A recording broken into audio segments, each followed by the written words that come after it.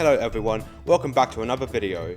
In today's video, we are going to be talking about Book of Monsters. Book of Monsters was released on June 14th, 2016. As of the time of recording, it has 100 million visits along with 600,000 favourites. Book of Monsters is basically a destruction simulator combined with natural disaster survival and with monsters. There are two teams, the humans and the monsters. The humans must defeat the giant monsters by jumping on their self-destruct button on their back, while avoiding their destructive attacks. Each human has 3 lives, and if you use all of them up, it's game over. Humans also have an extremely good movement system that they can use to their advantage. They're able to roll, double jump, dive, and they have a hammer ability that can be used to smash objects. In all honesty, I don't really see the point in the hammer tool. Maybe it's just there to cause more fucking chaos. But that might have been what the devs intended for it to be used for. Along with this, humans also have an extra ability. They have a plethora of things to choose for this ability, such as turning into a bird and flying away to safety, gaining a massive jump boost, eating food to recover stamina, and placing down a trampoline. And that's not even half of it. Moving on, we're going to be talking about the monsters now. As a monster, your goal is to eliminate all the humans by using your abilities. Normally, as a monster, you have 3 lives, plus like a glass bubble shield thingy. And if you use up all of your lives by getting your buttons pressed, you die. The gameplay of a monster can be summarized as a bunch of bugs swarming the shit out of you. Every monster has 3 attacks, a melee attack, a ranged attack, and an area attack. First up, we have a Minotaur.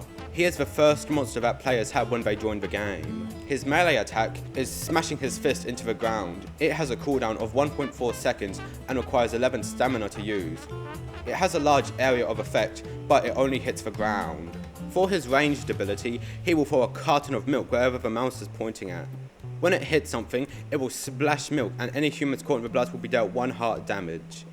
It has a cooldown of 10 seconds and requires 35 stamina to use. Lastly, we have his area attack. He will let out a huge roar and any humans near him will be knocked back and stunned. Then he will start running straight ahead in a charge, damaging any players he runs into and destroying blocks. When he's finished, he will slam his fist on the ground. This has a 16-second cooldown and requires 30 stamina to use. Before we move on to the next monster, I must say I am quite a fan of how he's drawn.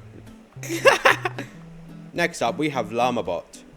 His melee attack is that he's able to swing his head on the floor, damaging any humans he hits. It has a 0.8 cooldown and requires 10 stamina to use. Now we have his ranged attack. His head will detach and select a target, usually a player, and when it makes contact with something or it reaches a target, it will explode in 1s and 0s, damaging terrain and any human in the area, making them lose 1 heart. This attack has an 18-second cooldown and requires 33 stamina to use. Lastly, his area attack.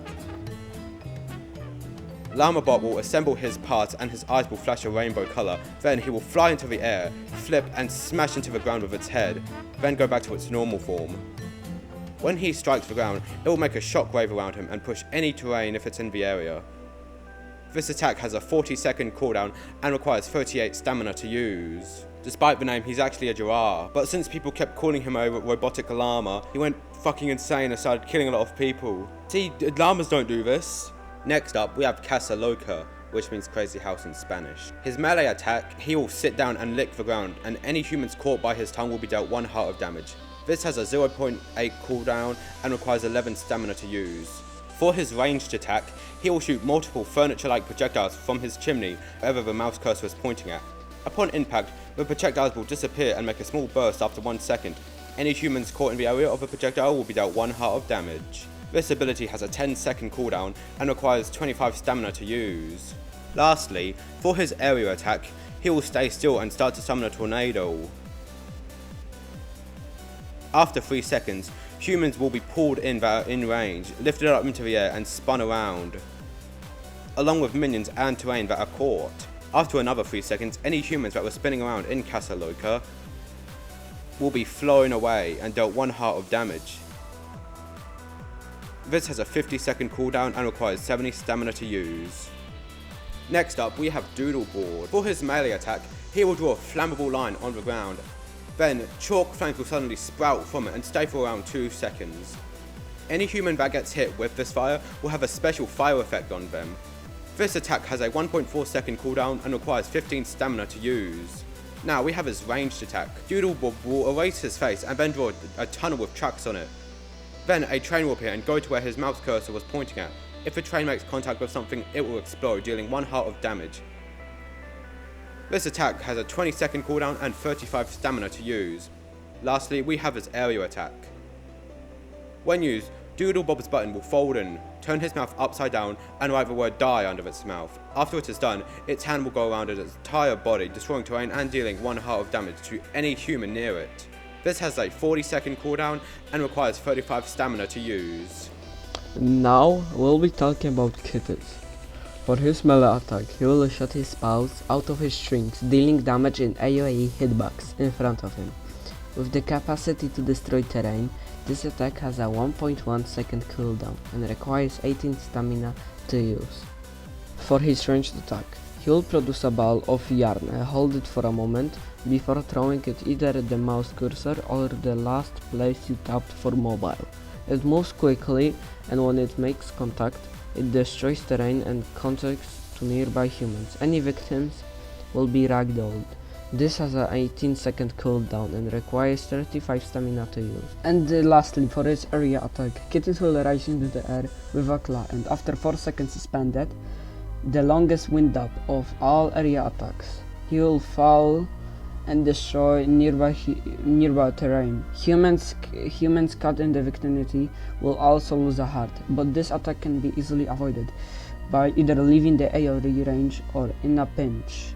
This attack may miss if you are in mid-air when the kitten lands. Now we've got Insquidarius, the big squid fucker. For his melee attack, Insquidarius slams the ground, then performs a second ground strike while dashing forward.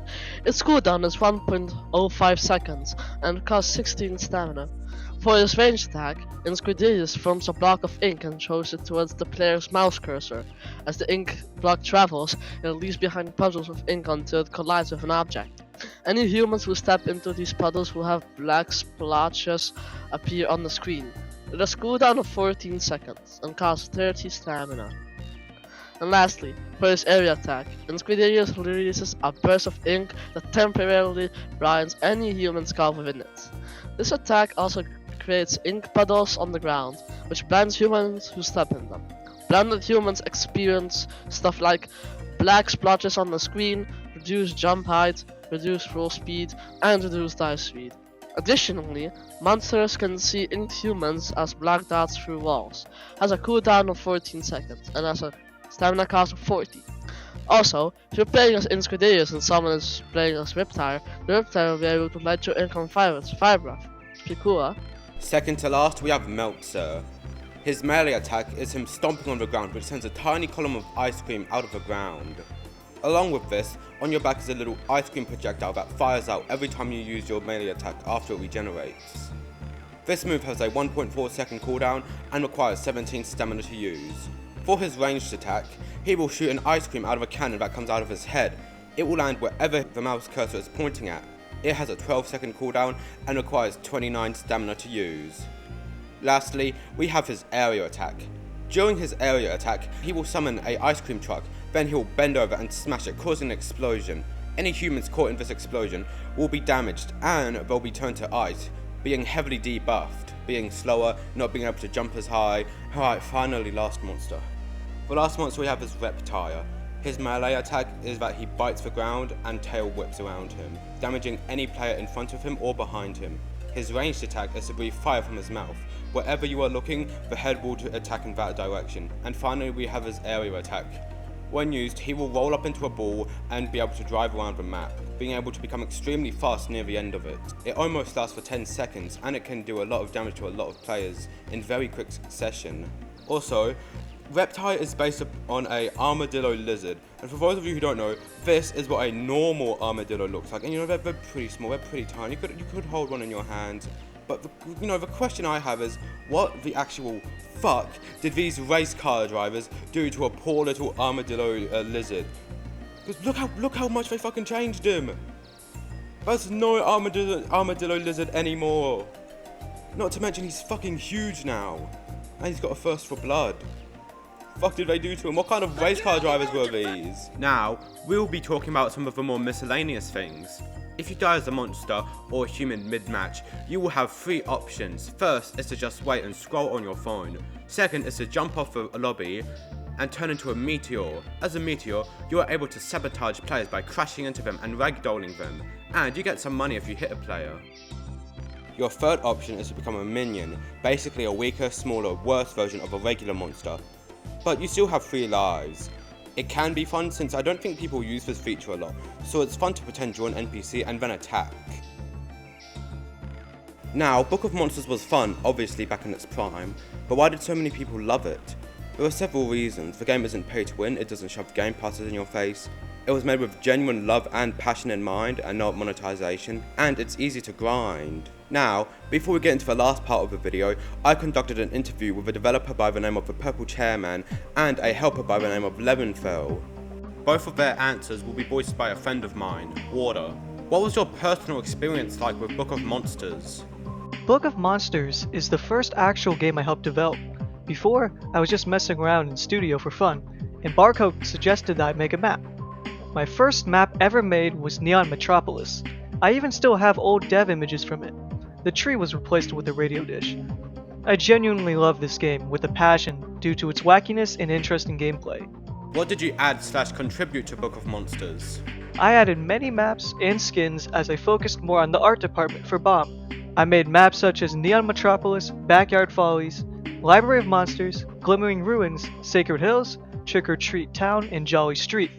I also made a handful of skins, mostly regarding events like Easter and Halloween. What was the hardest and easiest part? There isn't really a hard part to my work. It's rather straightforward. However, I do think the hardest part is having a clear image of what you need to do for a map. It's good to have a theme, but you gotta have landmarks as well. A big set piece that sells the theme of the map. Is there anything you regret or wish you could have done differently? I would love to redo my first ever skin. It wasn't very good compared to today's standard. The Witch Doctor Llama bot. How did you get into Book of Monsters? I got back into Book of Monsters in 2020 when Roblox ads were still a thing on the website. It was advertising their Halloween update, and me and one of my friends saw it and decided to join. I then joined the community server and hanged out for a couple years. What issues occurred? At least from what I know, Book of Monsters hasn't really ran into many big issues from what I remember. We don't have drama, we don't have game-breaking bugs that plague the game. The only big bug I remember that still exists is there a chance for the map to become extremely bouncy when the game ends, flinging monsters or humans off, which is pretty funny. What do you think about Book of Monsters after all these years? I think Book of Monsters really show what Roblox games are at their core. It's dumb fun that you can get in with your friends. I also think that it holds up pretty well after its like 9 years of existence. I think the most recent editions still look good, and I hope that people think that too. Now, let's move on to the next interview. What was your personal experience like with Book of Monsters? If anything, I really couldn't answer this one quite properly, but to keep things a bit short on one end, it's a really fun game, especially with friends, but I feel like the hype of this game really died down a lot because of the later events and the nothingness we get now these days.